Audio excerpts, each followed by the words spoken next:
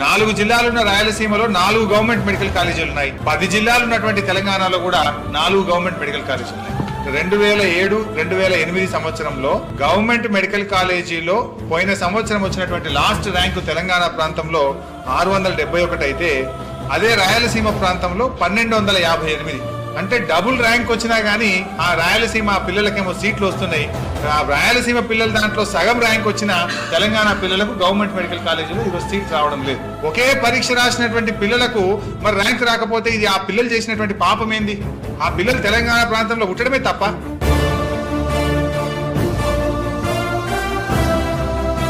కేంద్ర ప్రభుత్వం కొంత వివక్ష వహించి ఒక్క మెడికల్ కాలేజీ కూడా మనకు మంజూరు చేయకపోయినా కేంద్ర రంగంలో మన శక్తి ఉంది కాబట్టి, స్వశక్తి ఉంది కాబట్టి 33 జిల్లాలలో మెడికల్ కాలేజీలు రావాలని చెప్పి మనం బ్రాడ్గా శాంక్షన్ చేసుకుంటాం.